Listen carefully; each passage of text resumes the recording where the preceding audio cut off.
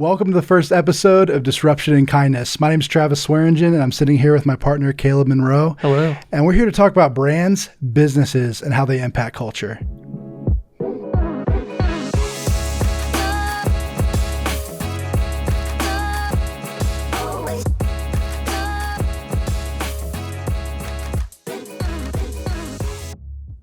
Well, here we are. I mean, we finally did it, right? Yeah, absolutely. I think it's been a really nerve-wracking experience from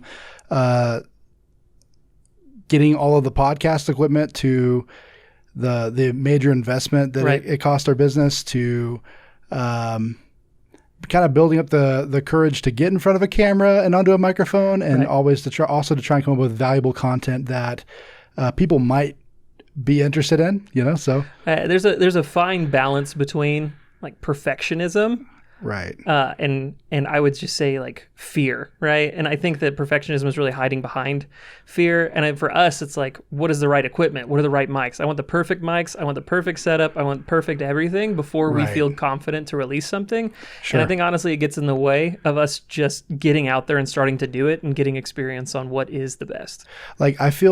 I feel beyond confident in my expertise and all the study that I've put into the topics of brand and digital marketing and everything we're going to be discussing on the show. But just getting out in front of people for the first time, I think is really interesting. Yeah, it's a hard thing for me to wrap my head around because I talk about this all the time in meetings and I talk about it in intimate settings. But taking it and translating it into a podcast, which people want to listen to and people want to hear, is difficult. And I think especially when we're a branding agency and we're starting a podcast about branding, right? You really are saying, hey, we're the experts here. We know what we're talking about, and we have to prove that in a podcast format. So even just discussing what do we name ourselves, there's been so much pre-production, I would say, to get to this point that it honestly feels monumental to be finally recording this episode. There's so much that went into it. Yeah, I'm super excited about it. So probably just for the audience, I think they ought to get to know us a little bit. So 100%. For you, how did you become a brand expert? How did you go from learning to work in a creative medium with videography and then going all the way into owning a brand agency? Sure. And I think the common thread ever since I was little was just communication. Okay. I care so much about communication and ensuring that a message that is being sent is being received in the same way that the person communicating it intended it to be. So understanding where miscommunications happen and how do you pull on people's emotions to communicate a powerful message, not just say words, but to actually create impact and create a lasting effect. And so in studying commercials that worked and in movies that worked and in media that worked, it really is, I want to get my hands into any medium that involves communication because that's what's really passionate. So that did lead me to being a video editor and working on documentaries. That led me to starting my own business up in Denver and learning how to build logos and build websites for companies. And it started from a place of, can I build a logo? Can I build a website? And eventually changed to, how do I make sure I'm communicating really well on behalf of this business that I just met? And to me, branding was the answer for that. Sure.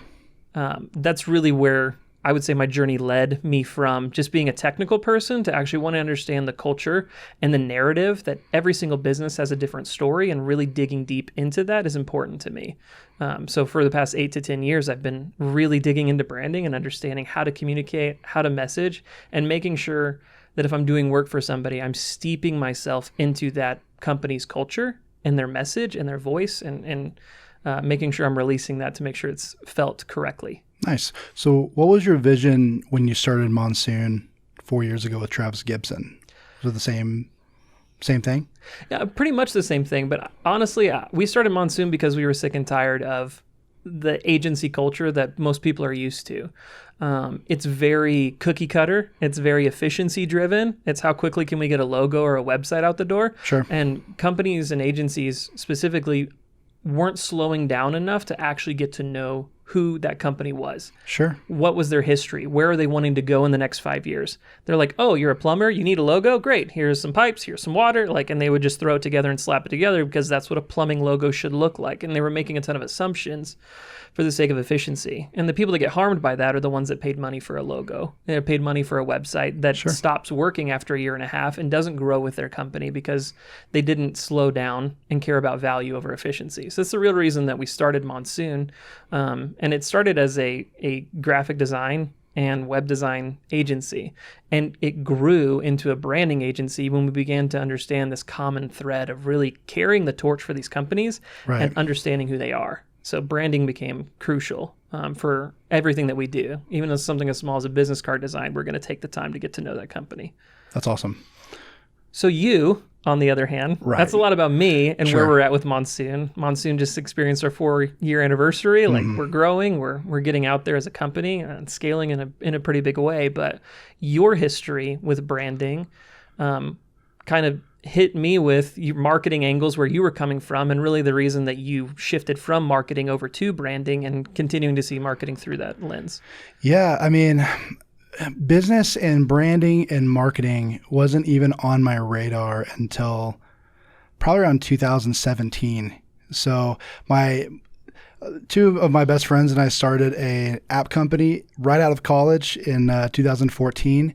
And I learned how to do UI UX design, just building software and trying to take what I was learning in my communication degree at Tech and to apply it into these apps to make them make sense for our user base. And as apps kind of lost a lot of popularity for a lot of commercial use, we shifted into websites, and eventually these websites we're building need traffic, and so we got to learn how to do SEO, and we got to learn paid ads and all these things. And so I went from doing UX design for an app company into we pivoted into a full digital marketing agency. And as I continue to go down the digital marketing rabbit hole and try to continue to apply all the creative skills that I developed from UI UX, I just stumbled into branding, and I really fell in love with the concept of companies having identities that they can be long lasting, that you can have true equity in. And so when you and I met, I just really loved and appreciated Monsoon's brand first approach to everything, like web, marketing, design, everything. And so last October, I think I made the jump and came over here. So it's been good. Yeah. And in that journey and in transitioning, I know you were wanting to join a more creative space. And I would say marketing in general is a lot of ClickFunnels. It's a lot of setting up landing pages. It's a lot of copywriting that is in there. But there definitely is creative aspects to marketing. But there are certain agencies that almost run, I would say 90% lacking, not really needing to interact with creative outside of a photo for an ad. I think it just depends on the agency. Mm-hmm. Everyone's got a very different opinion on how important design and branding is. I mean, I've seen insanely effective landing pages that looked awful. Sure. And so, I don't know. I just really loved Monsoon's approach on creativity and brand as a starting place, and I find that information so valuable to even running our marketing campaigns. And and I think a lot of something else that we are wanting to do with this podcast is really break in stuff that we're constantly learning. Travis is an avid learner. I'm an avid learner. We're constantly wanting to push ourselves and grow and experience and encounter new things so that we never stagnate. Sure. And one of the things that we're really wrestling through right now, outside of just putting together a podcast, is really building company culture because we are scaling right now. We're about to bring in a creative director. We're about to bring in more people to help out on the fulfillment end who aren't steeped in our branding, who aren't steeped in our culture.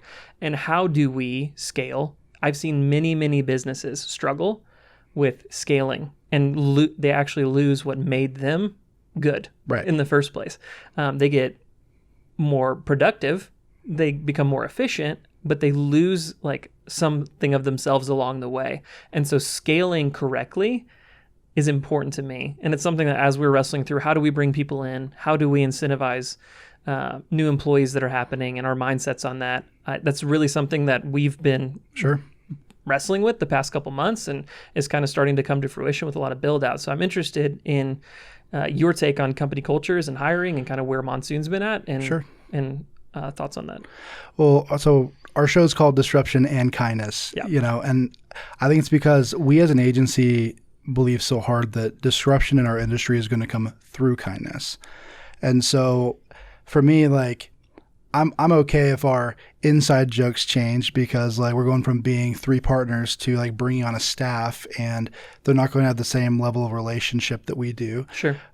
That's okay to me, but like not losing that key pillar of our business, that like we want to be the kindest marketing agency on earth. I'm fine if our culture changes and evolves in the right direction. Obviously, I don't want to like lose who we are, but I think that our culture is going to inevitably evolve as people, come into the business. But making sure that the people that we hire really overvalue kindness, because we do. Right, and kindness, from my perspective, is really only giving somebody something that I would give myself. Right. And I think that if I try and put myself into the business owner's shoes that we're talking to, and I try and think through, if I'm in his shoes and I have his current problems, and I see the current bottlenecks that are happening in his company, and I'm understanding where he's wanting to go and how he's wanting to get to, I'm only going to recommend those services, and I'm only going to provide quality to him.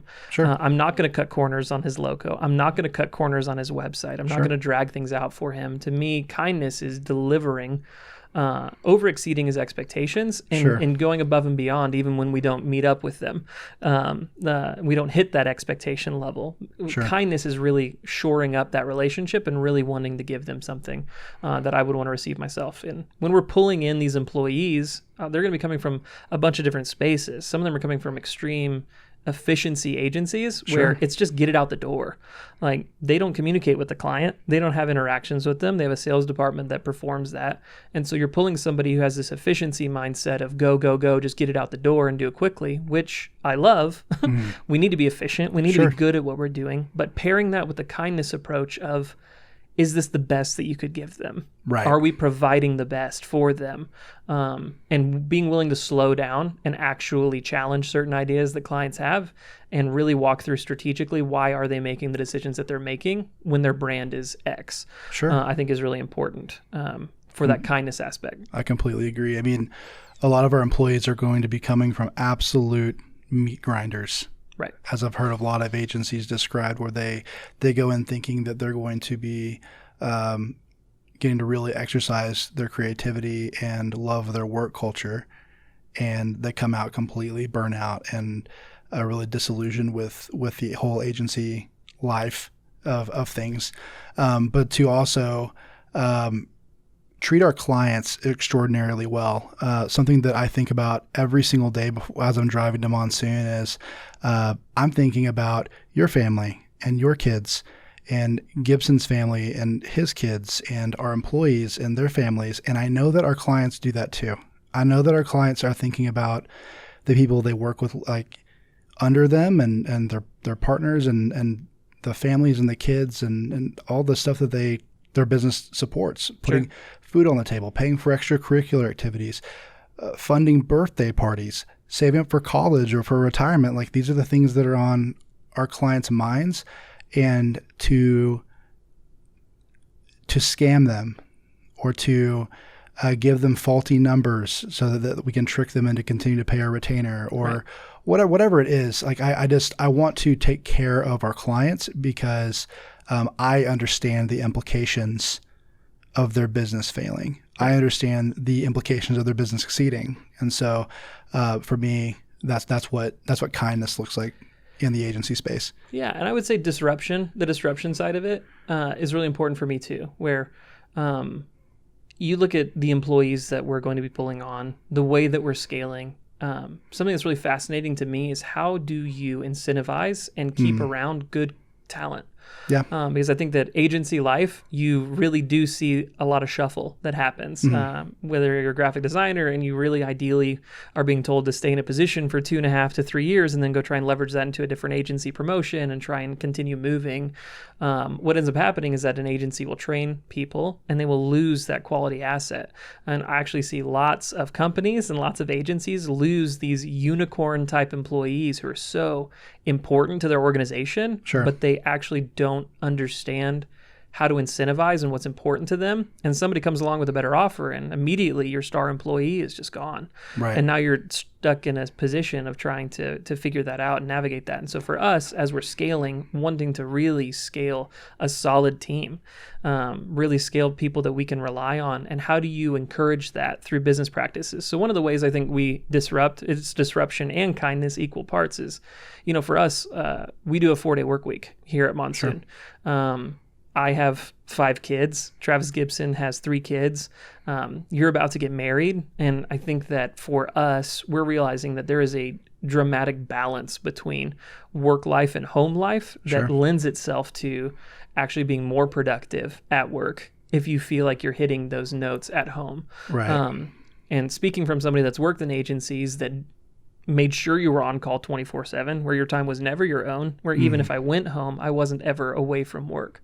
And having those expectations, that's a really big drag. And I would have taken a pay cut to get out of that environment. Sure. So you have these kinds of dynamics happening where really, how do we as Monsoon incentivize somebody to love them well? If I'm expecting them to go out of their way to be kind to our clients, how do I pour kindness into them? How do I take care of them in their heart where they're actually feeling like they have gas in the tank to then pour out onto their projects, to then pour out onto their coworkers, to then pour out, right? It kind of starts from the top down. Where we can be a boss. And I like looking at business like a kingdom almost. Sure. And where Monsoon has walls. And when people cross over the gate, when they become a part of our employee, they're becoming a part of our business. I want it to be better for them to be inside our business than to be outside our business. Sure. I think that's crucial to keeping somebody and keeping quality talent and finding the right people and actually growing a stable team out and scaling correctly. For sure. Well, I know one of our big objectives with this is to really share with our audience what we're passionate about and what we know a whole lot about, and that's brand. Right. And so the question that I've got for you is, what is a brand and why does it matter? I think a brand is honestly one of the most overlooked pieces of business. Okay. Most people will start with their product or their service, and they'll try and map out their target audiences and the places that they're going. And a lot of people think that a brand is just a logo. Sure. And so I want to answer that question by first saying, here's what a brand isn't. Right. A brand is not just a logo. It's not just a logo. No, it's not something that you stamp on the back of cattle. That's where it first started. It's not just your colors. Right. It's not your colors. It's not your logo. To me, a brand is any interaction that somebody has with your company. That's Absolutely. your brand. If I pick up the phone and I call your receptionist and she's having a bad day, that's your brand. Sure. If I'm driving down the road and I look at your billboard and I see an offer, that's your brand. Mm-hmm. Any touch point that I have with your company is your brand. Sure. So to me, branding is really something that as a business, I'm putting out there, and I need to have a comprehensive understanding that this touches everything. Yeah. That's why we have a brand first approach. That's why at Monsoon it's foundational, because I don't know what your business cards should look like. I don't know what font I should choose for your company. If I don't know your brand, I'm very disconnected, and I'm doing something that anybody could do. I can put together a good design, but is it who you are, and is it communicating what your company's goals are? Is it already answering questions? There's so many problems that can be avoided by first dealing with brand and culture and this pilot light of your company and then allowing everything else to move forward with it. So I have the same question for you then. What is a brand to you?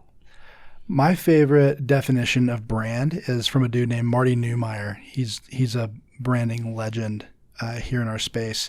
And he says that your brand is not what you say it is. Your brand is what they say it is. That's good. And so it's the connotations that other people have about your company. And you can't always control that, but you can influence it, right? So just because you decide our brand is this, that doesn't mean it's true. You can say all day that your brand is innovative, but if no one else will corroborate that, if no one else will confirm that, if no one else would say that about your company, then you're not very innovative. At least not in the eyes of people, and definitely not for your brand. And I think that there's many companies that we've interacted with that I don't know that we would normally put it in those terms, but there are definitely companies that position themselves, that posture themselves one way with their brand, and the experience is completely different. Right. I'm thinking about Suddenlink or certain internet service providers that we have. If you go to Suddenlink's websites or you watch their commercials, it's always happy families that are watching the game and they're downloading things on their tablet and they're having a great time. When in reality, what they should be showing are people frustrated because their router's not working and they can't load up the game and they're having to pick up the phone and they're not reaching anybody but a robot.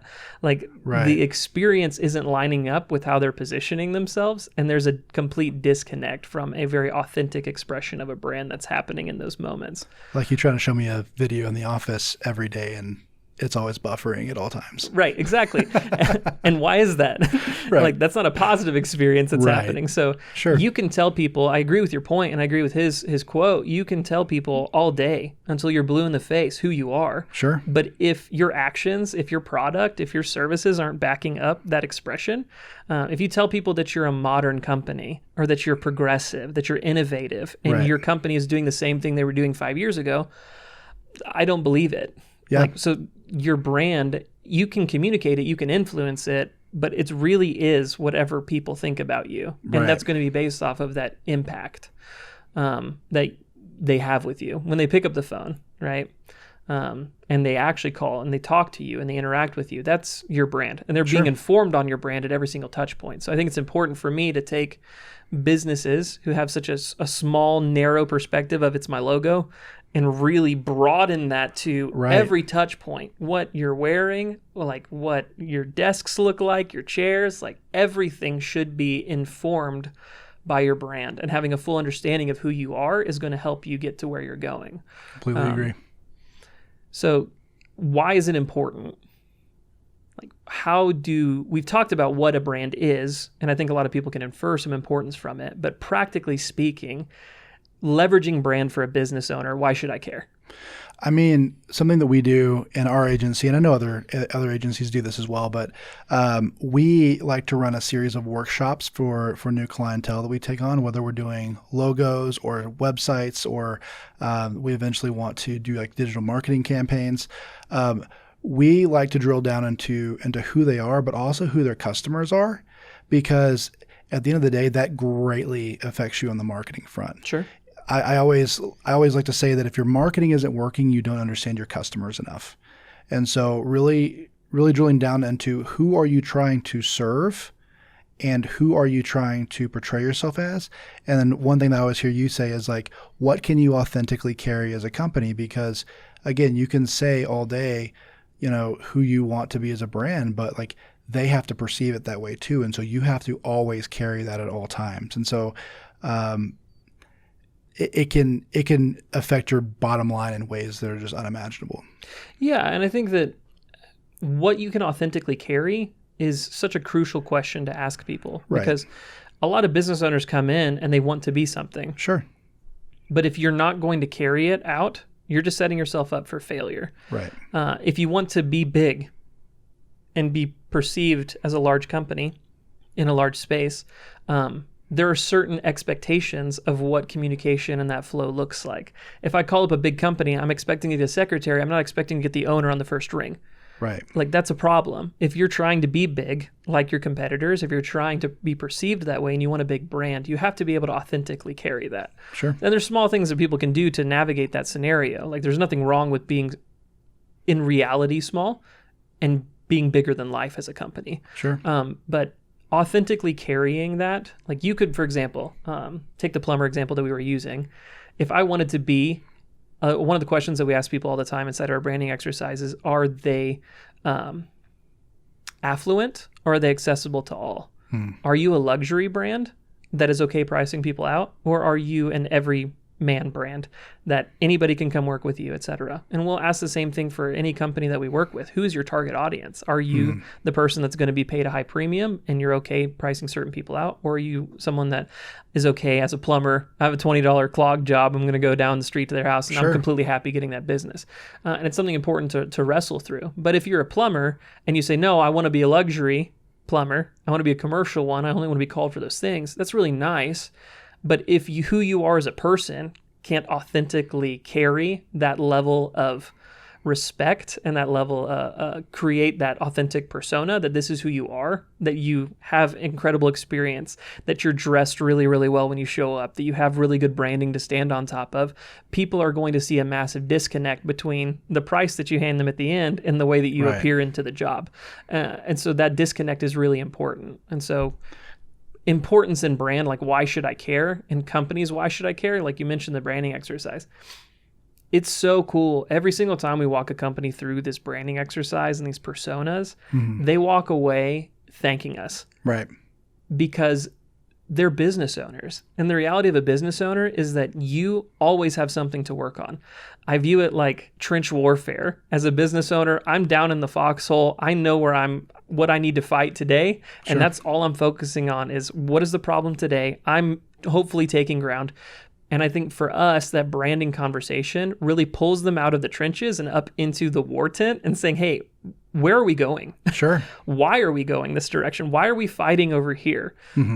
And lots of companies don't realize that they're fighting so hard to provide a service that they don't want to be providing in the first place. And they're the ones that are in control of that. But slowly over time, they've said yes to things. And there's this disconnect between their vision, where do you want to be in 5 years? Who are you? Where are you going? To me, those are things that are informed by their brand. And then we can really relocate the troops, relocate our efforts, and actually go fight the battle we're supposed to be fighting and be okay giving ground that we didn't care about in the first place. So it's so important to see these business owners walk through this exercise, this branding exercise, and come to the end and go, I know who I am now. I get it. And they're connected to it. And they walk away going, wow, this is going to change how we hire employees. This is going to change the interiors and the interior design of our office space. This is going to change the way that I call people and talk to them on the phone. It's going to change the way our social media person responds to people and the tone of their voice that they have on there. It informs everything, and it should.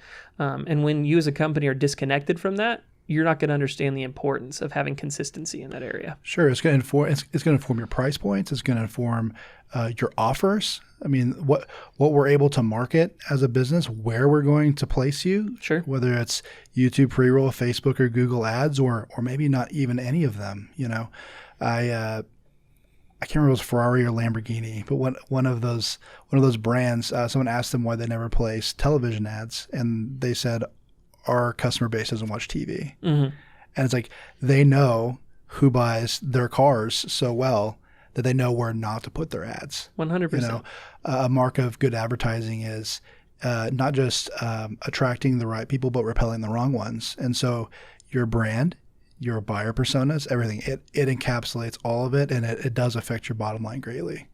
Yeah, and I think there's lots of businesses that are trying to grow, and they're trying to scale. And normally we interact with companies that are either first starting out, they're a startup company, and they're trying to get some initial vision, or maybe they're a company that's 4 to 7 years old, and they've been doing things a certain way, and they really don't understand why they're not growing, and they want to change and shift focus. And so one of the major ones that we encounter is you have lots of people that offer residential services that would really prefer moving into a commercial space.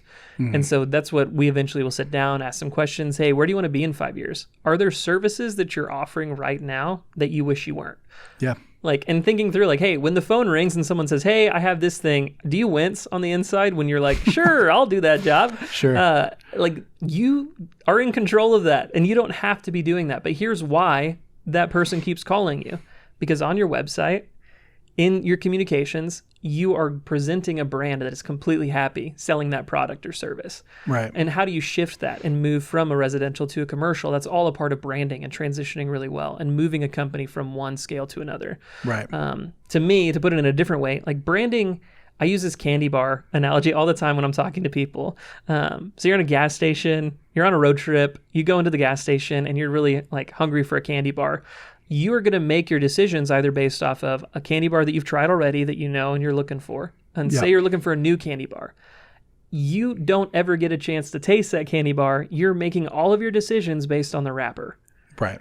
100% of the decisions are based on the aesthetics. You could have, and there's so many business owners, small businesses that are this way, you could have the best candy bar in the world. And if you're wrapping it in butcher paper and you're putting it up on the counter and it's not in the candy aisle, it's going to go bad. It's going to go bad and no one's going to buy it. Right. And if they do buy it, they're going to expect to pay a fifth of what the good candy bars are. Right. And again, you're going to have some people that stumble across it with farmer's market mentality and they're like, sure, I'll try it. This looks local. It looks homegrown. Right. And they'll take a bite and this is the most incredible candy bar in the world. And you may start a grassroots thing. Or you can take the best candy bar in the world and you know your product's solid, you know your services are solid, and you actually take the time to understand what needs to be that wrapper. Right. So that you are catching people. And the wrapper is just really important. The branding is really important. Understanding that product and service that you're offering and how to correctly talk about it and what should be informed about it and how you're communicating it. That's the wrapper. And that's why branding is important, because there are lots of businesses that could be selling their same products and services for 2 to 3 times the price they're currently doing it.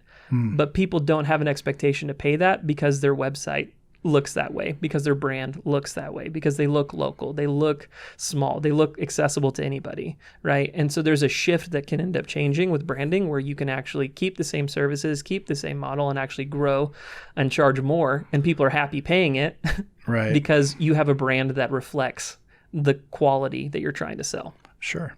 I know that another huge tenet of what we're trying to discuss here at Disruption and Kindness is how we're really passionate about brands' intersection with culture. And I don't know if people will remember this because this was back before the days of COVID-19, but the beloved Mr. Peanut was killed off in a Super Bowl ad. Rest in peace for 5 minutes. And I know you did some really great research on this, and it seems like old news because it was a Super Bowl ad, and then we had COVID, and we had bigger fish to fry. But just recently, they put out another ad where Baby Peanut has already turned 21 years old. Yeah. What's going on? So you have this 104-year-old icon. Okay. With Planters Peanuts. 104-year-old mascot. Okay. Mr. Peanut. The Mr. Peanut. The Mr. Peanut. The one that drives the Nutmobile. This is the guy. Right. Over a century. Carries a cane, has a monocle. Everybody knows him. Right. VaynerMedia, who is the creative agency for Planters, decided to kill off the beloved mascot in a Super Bowl commercial, one that came out a week and a half, 2 weeks before. Sure. We were fascinated by that and struck. It was a huge conversation around the office for several days for us because what company takes a century-old icon and murders him? Exactly. Is that crazy of a concept to go with and to figure out what was the end game? What are they trying to do? So you're the most iconic peanut company on planet Earth. Right. And everyone knows who Mr. Peanut is. Exactly. And you let him die. You watch him from a branch sacrifice himself to save his friends and drop into the Nutmobile, which then explodes. And he is dead. He's gone. And all their social media was changed to Mr. Peanut's estate. They were sharing images to mourn him and his entire timeline. Their next commercial had his funeral? Exactly. It was 1916 to 2020. It was a memoriam. And what their creative director ended up saying, Mike ended up saying that the reason that they went into thinking about it and killing him was actually they started talking about how the internet treats icons, mascots, people that they care about when they die. Right. And they were thinking about fictional characters. And so one of the things that stuck out to them was Iron Man, who died in Avengers Endgame. And when Iron Man died, he says they saw an incredible reaction on Twitter and social media, and it was such a strange and marked phenomenon to them that it was something they wanted to think through. What would happen and how would the world react if Mr. Peanut passed away? So they did put out a commercial. They had plans for even a funeral to happen in the middle of the Super Bowl, but that got sidetracked because of Kobe Bryant passing away. And I think that was really tasteful of them to put that aside. It was a great move to not elevate that in that space. But you see this, he died. Right. And then their next commercial It's his funeral. The Kool-Aid Man, Mr. Clean, they're crying. Everyone's there. And then he comes back to life. The Kool-Aid Man cries a tear. It's apparently magical. It hits the ground where he's buried. And now we're introduced to the reincarnation of Mr. Peanut, and they're calling it Baby Nut. Baby Nut. Baby Nut. Right. Which in and of itself, there's worthy conversations to be had around that discussion. But we're introduced to him, and he's talking like a full-grown man after he dolphin squeaks. But then it's, hey guys, I'm back. I'm Baby Nut. And that's what we're left with. Right. And since then, it's been completely silent. It's been Baby Nut. Until last week, as you said, they released an ad where he just shows up and they ask for his ID across the bar and he hands it to them. He's like, so I'm supposed to believe that you fell off a cliff, your car exploded, you died, you were reborn as an infant, and now just months later you're 21 years old. And it's Peanut Jr. is now his name. Yeah. So Mr. Peanut, Baby Nut, Peanut Jr. His response is, it's been a weird year. Right. So this just really opens up a large conversation. There's so much to unpack about it. Why would a company, let's start off with this. Was it a good move? A. And why would a company kill off their 104-year-old mascot that everybody knows and loves? What are you thinking?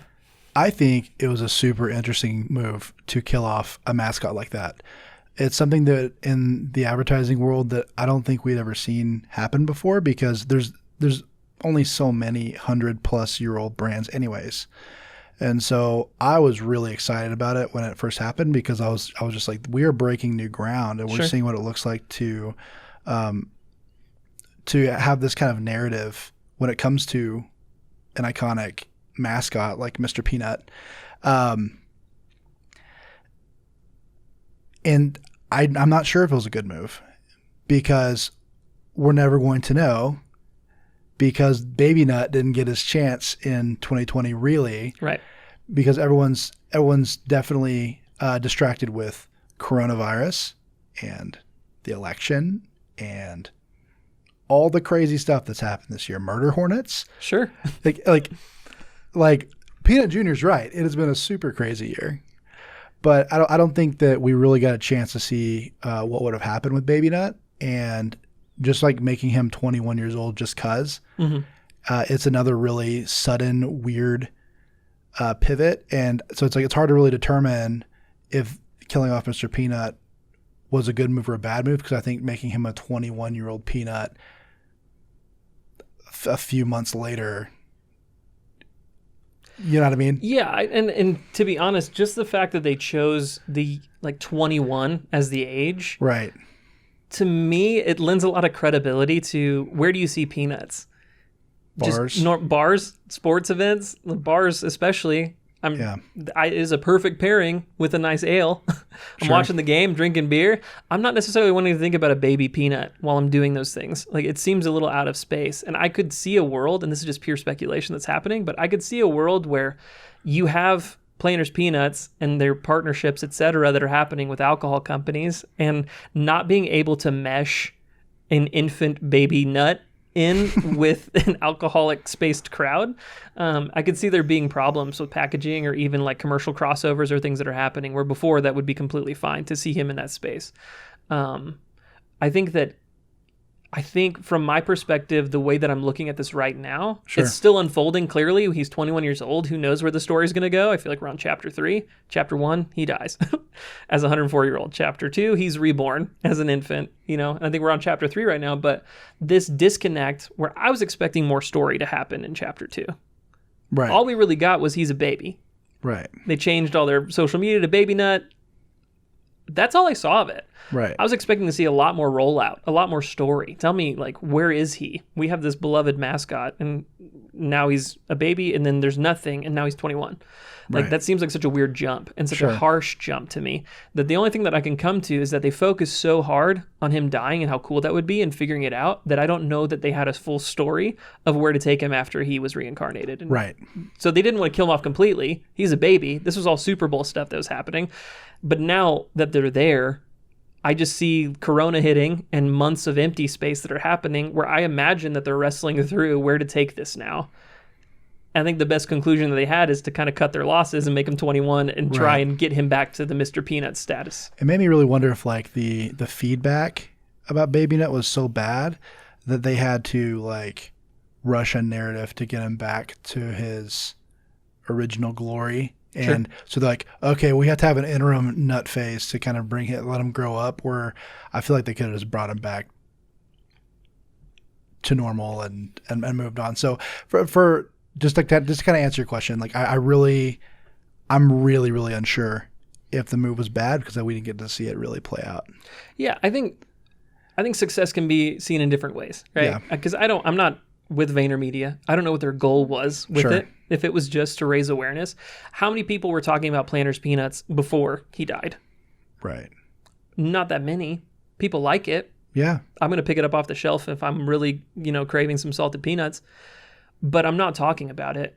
To me, it feels very much like an IHOP to IHOB move. Sure. Where it's just this shock factor that's happening where now you're talking about it, And even the discussion of whether or not it's successful is being generated because they did that. Right. So that's successful. If you just look at their funeral commercial, I looked up some stats on it just to see reach and things that were happening. Right. From Adage and a bunch of different other agencies, they kind of ranked that Mr. Peanut commercial as like number 10 in terms of like reach and depth. And to be honest, they were competing with a bunch of different really, really good ones. If you remember the Groundhog Day Jeep commercial that ended up happening, where you have him driving around with like Bill Murray driving around with the groundhog in the street, like that was the number one commercial. As it should have been. It was incredible. As it should have been. It was incredible. But even at 10th, like, what was really interesting is that you saw less, like there was a similar amount of eyes because they were all run during the Super Bowl. Measuring that, but other metrics were like gained online exposure that ended up happening, just like organic online conversation about it. And it was actually really low in that category. But what's really interesting is that just in social impressions of people just sharing the media, and like they had over 128 million social impressions. Across Twitter, across Facebook, people that are sharing and talking about it that way. Right. So in terms of whether it's successful or not, they were 10th, but that 128 million in that category was actually a lot higher than even like the third place or the fourth place ones in terms of what they generated. So I think they caused this like groundswell-ish moment to happen where people were talking about Mr. Peanut and confused about Baby Nut. And even that confusion was causing people to talk about it, and it'd be a weird discussion that was happening, right? But I don't know.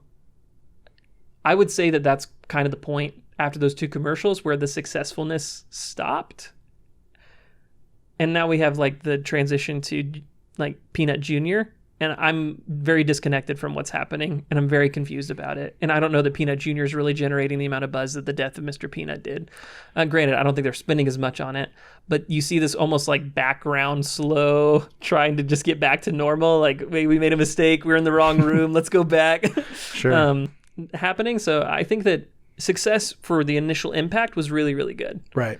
But again, it feels like an IHOP moment where like IHOP still does pancakes. Sure. I'm not going to IHOP to get a burger. Like, yes, they did the IHOP thing. I'm aware they do burgers now, but I don't think it took root in the heart of America. And I could be wrong about that.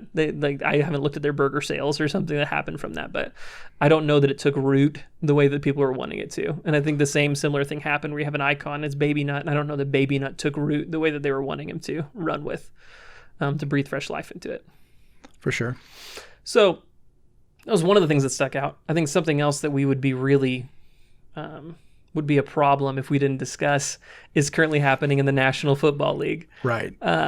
There was a moment when I first saw this happen. I don't know if I texted you or if we were in the office, but I was losing my mind about this and how awful of an idea I felt like it was. But you have the Washington Redskins. Right. Everybody knows the Redskins. Yes. You have the Washington Redskins who have changed their name to the Washington Football Team. Yes. Which is accurate. It is a very by-the-book, dictionary definition accurate name. They are a football team. They are a football team, and they are in Washington. These are both facts that they can stand on with the entirety of their fan base. But tell me what happened and tell me what's going on. So I remember when this happened. I remember you losing your mind, and we had just purchased a lot of this podcast equipment, and we're like, we are not talking about this until we get mic'd up.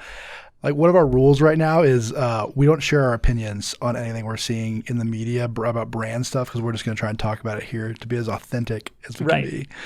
But basically, there's just been a lot of controversy for years over whether or not the Washington Redskins brand was racist. Sure. And so they started getting a lot of pressure this year from key stakeholders after a lot of discussion about race has been happening this year with the death of George Floyd, and also one of their main sponsors, FedEx. Like a lot of people would know that FedEx is actually the key sponsor of their field. So the FedEx field is where the Redskins play, and so FedEx were like, we really want you guys to start looking at changing their name. And I believe the NFL kind of forced their hand as well, to where they wouldn't get to play if they didn't make a move. And so I think the question that we've had, or we've been wondering, is calling it the Washington football team a good idea or not? They're a $3.4 billion franchise. They're the 14th most valuable sports franchise in the world. Number 14 in the world are the Redskins. And so just sloppily calling it the Washington football team is a good move, even if it's temporary, even if it's just for one season. I have mixed feelings on this. I was like, it's a really good point that you bring up, that we have had to learn to not bring our opinions on a subject when we're not going to be on the podcast, because we've actually blown probably a podcast episode or two worth of content just by talking. I don't know your opinion on this at all. I don't know where you're going. So for me, I was so disappointed personally. Okay. Because there's all this buildup. There's all this communication. There's all this PR. Washington's changing their name. The Redskins aren't going to be the Redskins anymore. There's all this fan material that's going on Twitter. I'm active on Twitter, watching trending. I'm very aware of stuff that's going on. I'm seeing fans create really solid logos and putting their hearts and soul and effort into the Red Wolves and into these other ideas. Like there was one with the Tuskegee Airmen that people were pushing forward really hard.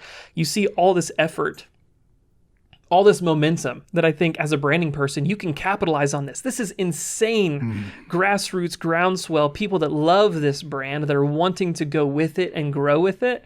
And then their official announcement, everyone's super hyped up. They like all these insider information is that there's a couple of names that are at the top and people are trying to choose between it, and their coach likes a certain one, and all this stuff is happening. There's all this buzz. And then it just like, here it is, guys.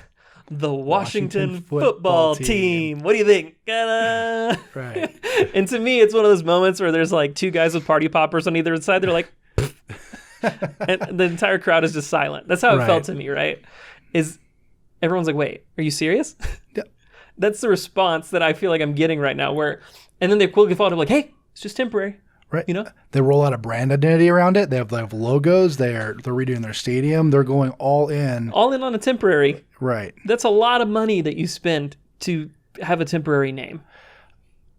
But when you're at the head of a $3.4 billion franchise, when you're in the top 15 largest sports franchises on the planet,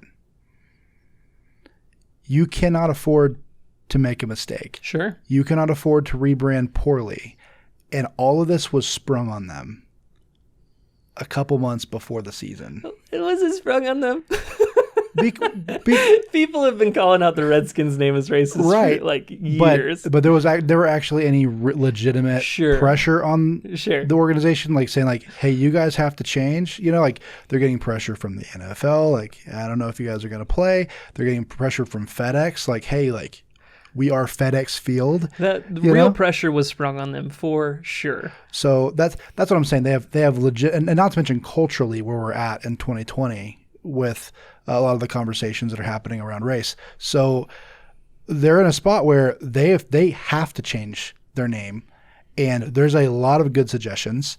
A lot of marketing experts have really wanted them to jump into a name that really ties the team to the city that they're in. Sure. And but regardless of what a lot of the suggestions have been, there's just been this huge push to change their name to the Washington Red Wolves. And I think it started out as an internet thing, and it's actually starting to be discussed and talked about on the franchise level. And so I'm seeing a lot of marketing experts coming out and going like, seeing everyone at FedEx Field howling in unison, there's so much like opportunity for fans to get excited and to interact and to enjoy this brand maybe in ways that wasn't happening as much with the Redskins brand. I mean, that's yet to have been seen. But I also think you have the guys. The Redskins are the ones that wear the pig attire. Their fans have the pig noses and the other stuff inside of their stadiums, right? Yeah. It would be hilarious if they were Wolves and you still have the crowds that would wear the pig stuff, and you can just have this like three little pigs and wolf scenario that's going on and stuff. Like, I still think that it could work with even current stuff that's happening. But like you're talking about, there's this big swell of people that are talking about the Red Wolves, and people that have taken old clips of the Redskins playing and like super cutting audio on top of it of wolf howls happening when touchdowns happen. And it's like literal chills. Like, it would be so cool to be in that stadium and having people howling and this stuff going off, like to hype up people. Like, there's just a lot that's there, and it's so good. And I think that I agree that you're not wanting to rush something when you're the 14th most valuable franchise in all of sports. You can't afford to mess it up. No. But to me, it feels still like you're stepping on momentum and you're squashing a conversation. Like, to me, it feels like something that I think it's a failure of their ownership to not have something prepped when there has been this much conversation, even if there hasn't been pressure. Right. Like, to me, it's like you're on the road trip and there's a sign that says, hey, 10 miles down the road, we don't like your name. Right. Hey, 8 miles down the road, your name is racist. Hey, 5 miles down the road. Right. You think at a certain point, somebody would go, you know what? Maybe we should get a backup name. Like, maybe we should think about this. Maybe we should figure that out. Like, to have something to roll out, I think that the pressure surprised them. And I think they pivoted really well with it, the pressure. But I think that when what you're seeing is such an active fan base and they're rapidly releasing all this content and stuff that's exciting about them, like, to not embrace that and run with them into a name, like, it felt like it was already happening organically. Right. Where I think that these Redskins fans are the kids that are in the back of the car on the road trip, and they're like, we want McDonald's, we want Wendy's, like, they're yelling out, we want Red Wolves, we want this. And then for the dad to go like, hey, we're going to get a fast food, like, we're going to eat lunch, and everyone's like, yay, like, we're going to pick one. And then it's like, hey, we're actually pulling over to this rest stop and we're eating bologna sandwiches. Like, that's what like, that's what it feels like to me. It's like, yeah, maybe we'll get McDonald's eventually. Maybe I'll get Red Wolves eventually. But why are we at this rest stop? And how long are we going to be here? I think it came out of a couple things. One is the owner of the Redskins has been super resistant to changing the name the entire time. He always said, we will never change the name of the football team. And so it'd be really weird in my mind if you got a guy saying, we're never changing this name, to like, oh, look at this whole brand package we'd already thought out just in case. It's like, be kind of weird for a franchise that was very firm in their defense of their brand. But then I think also they're wanting to choose a brand identity and a mascot and something that's going to really resonate with their fans and do justice. It's such an old historic team, and they have such a strong fan base that cares about it. And so you don't want to haphazardly just name this thing because of what it means to football and to American culture. And so I think it came out of those places. I personally think the Washington football team rebrand temporarily, I think it's a good thing. And I think it's going to give them the space to really flesh out and decide what they're going to do with their brand, because I don't think you can afford to mess it up when you have a $3.4 billion sports team. Yeah. But I definitely understand. It does feel like the air kind of comes out of the tire a little bit, but I think it's like there's going to be downsides to every move you make, and I think they made a good choice. And what's funny is what I've been seeing on Twitter, there's actually a movement to keep the Washington football team's name intact, which is interesting. Some people are going like, the more I see it, the more I like it. Like they released video footage in the last 24 hours of what their helmets look like, and they look super good. They do look really good. Like the branding looks good. I mean, for it being such like a boring 100%. brand identity, they're actually executing it super well, and some people are really embracing it. So it's very impressive aesthetically what you're doing with a name like Washington Football Team. Right. But I think what you see is that the lash, that's happening against the Washington Redskins, you have a brand that's very passionate, very hard lined. Right. And then what was their response? It wasn't to, hey, let's back that up a little bit, keep some personality. It was to completely lose personality and to have nothing that anybody could ever take offense at or argue. It is our city. This is the sport that we play, and there is more than one of us. Like, these are things we can agree upon. Like, this is a solid foundation where there will be no offense, right? Right. And I think that the designers, the aesthetic people, they've done such a good job with it. It looks really, really good. Right. But it's not what people want. I like the movement that's trending, the stuff that's happening with it. That's really, really great. I feel like it's so risk averse that it lacks so much personality that's disappointing to me to not have something to go behind. And I think they're going to push themselves into lacking an icon or a mascot or something along with it if they don't give some personality. I don't think they're going to keep it how it is. I'm just saying that it's starting to grow on some people. They're asking for people to switch around the name and the letters. If I talk about Washington team football and I paint that on my chest, like, you have 3 letters that are very easy to swap around into something that you're asking for people. And I've already seen people talk about Washington team football in terms of like shortening their hashtag to WTF. Oh, sure. So it's like, I think they're going to want to have something that's a little bit more relevant than those 3 letters. That's sports culture. Everyone gets razzed. They call the Cowboys the Cowgirls or whatever else. I mean, and at the end of the day, if the Washington football team is here to stay, they still don't have the worst brand in the NFL. The Cleveland Browns do. Their mascot is an orange football helmet. Your logo, the Cleveland Browns, is an orange football helmet. It's not even the color of your team name. Wacky. It's wacky, but I get it. Like, if you have just the name Browns, if you're going to aesthetically pull that out, and as a designer to just like make your uniforms brown into just 2 different shades of brown, like, it's just gonna. I don't know. It's like chocolate pudding running around on the field. Like, you know what I mean? Like, I just don't think that the Washington football team is going to have the worst brand this year, which is astounding. Sure. And I'm really eager to see what they're going to do with the franchise moving forward. Right. And I think that should be the bare minimum expectation of a $3.4 billion franchise and the 14th most valuable franchise in all sports.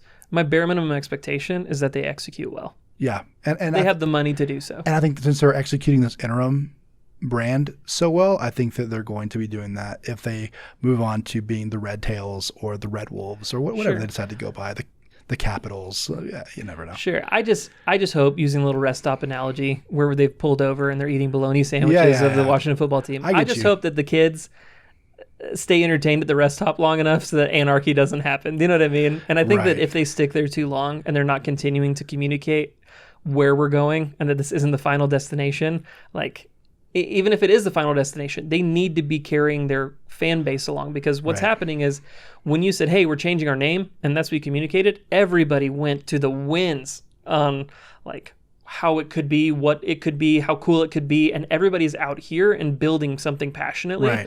And for you to say, hey, it's this, but it's just an interim one, and if they stay there and they're not communicating that, like, that is going to not be taken very well. They're definitely communicating it. So we've seen the team name Red Wolves actually mentioned on their official social media site. Okay. It's on Twitter. It's been mentioned on Facebook, I believe. So we're seeing the actual franchise,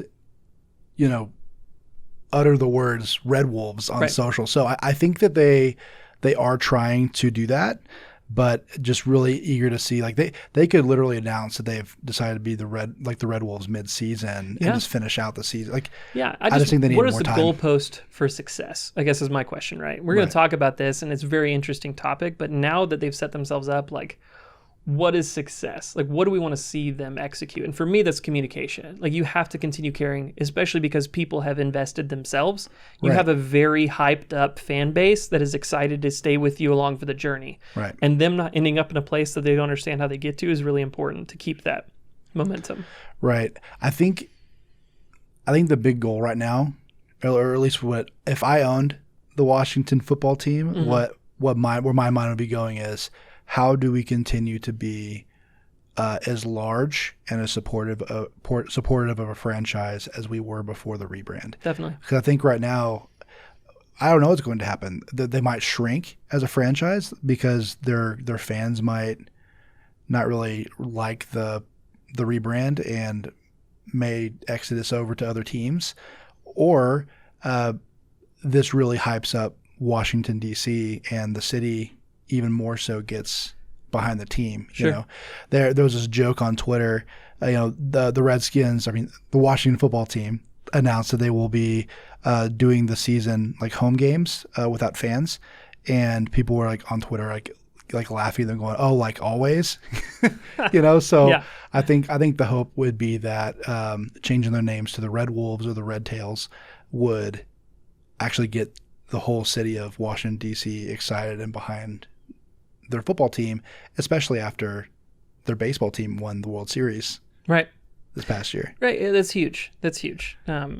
For me, like, finding out what success looks like. So even if we can revisit this topic at a later podcast and they do announce the name and stuff, like, sure. I think it would be good for us to even say, hey, we're in this position. What's important to us to see a brand continue to carry this consistently? Because I think it's so rare to see people so rapidly jump onto helping out with this process and feeling included in it. That disappointing a fan base with going something really weird. Like, yeah, the amount of time you're taking is really good. Sure. Just carry your people along with you. Yeah. Well, it looks like we're out of time. This is where the outro hits. This is where the outro hits. Little behind the scenes. We did not look into how to land the plane. The plane is flying, it's coasting, and it will slowly fade out into a coast. I do appreciate y'all for joining. This is Absolutely. Our first one that's there. This has been a lot of fun to do, so expect us to have more, and I would love to get some feedback from you guys as well. If you guys have comments, anything that we could be adding, anything you'd like for us to talk about. We're way into it. 100% into it. The focus is going to be on branding and bringing that to y'all. So thank you again. We'll see you on episode 2. See y'all.